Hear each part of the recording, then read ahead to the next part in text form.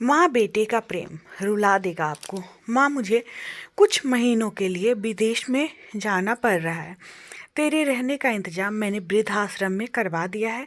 तकरीबन 30 साल का अविवाहित डॉक्टर संदीप ने देर रात घर में घुसते ही अपनी माँ से कहा। तब माँ बोली, बेटा, तेरा विदेश जाना जरूरी है क्या? माँ की आवाज़ में चिंता और घबराहट साफ झलक रही थी।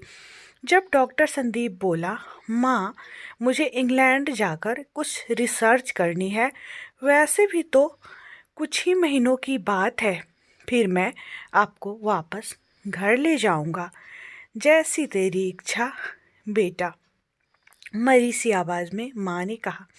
यह कहकर माँ सोने चली गई। दूसरे दिन संदीप को पड़ोस के एक वृद्ध आश्रम छोड़ आया। वृद्ध आश्रम में आने पर शुरू शुरू में हर व्यक्ति के चेहरे पर जिंदगी के प्रति हताशा और निराशा साफ झलकती थी, लेकिन जानकी देवी जी के चेहरे पर वृद्ध आश्रम में रहने के बावजूद कोई शिकन तक न थी।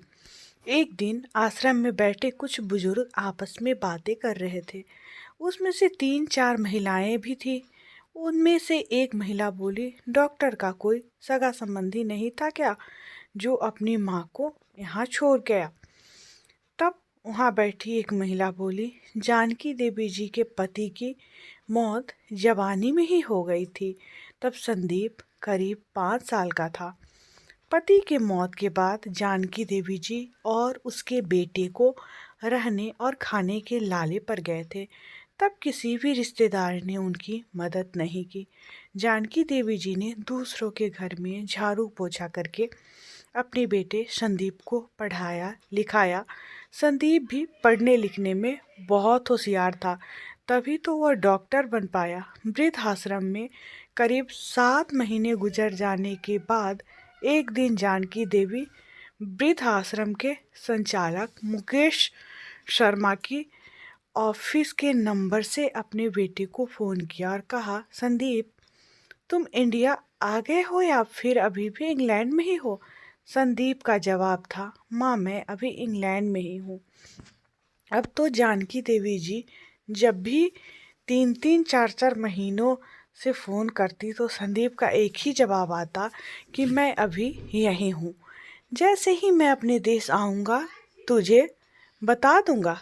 इस तरह समय गुजरता गया और 2 साल गुजर गए। अब तो वृद्ध आश्रम के लोग भी कहने लगे कि देखो कैसा चालाक बेटा निकला, कितने धोखे से अपनी माँ को यहाँ छोड़ गया। तभी आश्रम का एक अन्य बुजुर्ग बोला, मुझे तो नहीं लगता कि डॉक्टर कोई विदेश गया होगा। वह तो बुढ़िया से छुटकारा पाना चाह रहा था। तभी किसी और एक बुजुर्ग ने कहा, मगर वह तो शादीशुदा भी नहीं था। फिर होगी कोई गर्लफ्रेंड जिसने कहा होगा, पहले माँ के रहने का अलग इंतजाम करो, तभी मैं तुमसे शादी करूँगी।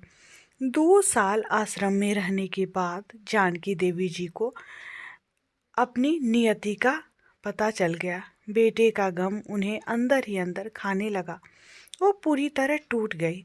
2 साल आश्रम में रहने के बाद एक दिन जानकी देवी जी की मौत हो गई। उनकी मौत पर आश्रम के लोग ने आश्रम के संचालक शर्मा जी से कहा, इनकी मौत की खबर इनके बेटे को तो दे दो। हमें तो नहीं लगता कि वह विदेश गया होगा, वह होगा यहीं कहीं अपने देश में। तभी शर्मा जी बोले, इसके बेटे को मैं कैसे खबर करूं, उसे मरे तो 3 साल हो गए। शर्मा जी की यह बात सुनकर वहां उपस्थित सभी लोग हैरान रह गए। तभी उनमें से एक बोला, अगर उसे मरे 3 साल हो गए तो जानकी देवी जी मोबाइल पर बात कौन करता था? तब शर्मा जी बोले, वह मोबाइल तो मेरे पास है जिसमें उनके बेटे की रिकॉर्ड की गई आवाज़ है। एक बुजुर्ग ने पूछा, पर ऐसा क्यों?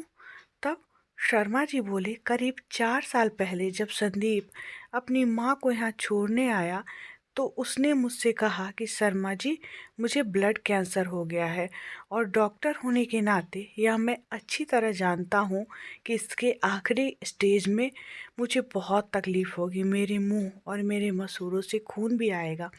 मेरी यह तकलीफ माँ से देखी ना जा सकेगी, वह तो जीते जी मर जाएगी। मुझे तो मरना ही है, पर मैं नहीं चाहता कि मेरे कारण मेरे से पहले मेरी माँ मरे।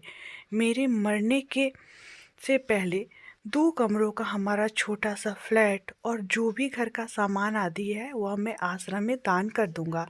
यह दास्तां सुन आश्रम के सभी लोग की आंखें नम हो गई। जानकी देवी जी का अंतिम संस्कार आश्रम में ही कर दिया गया।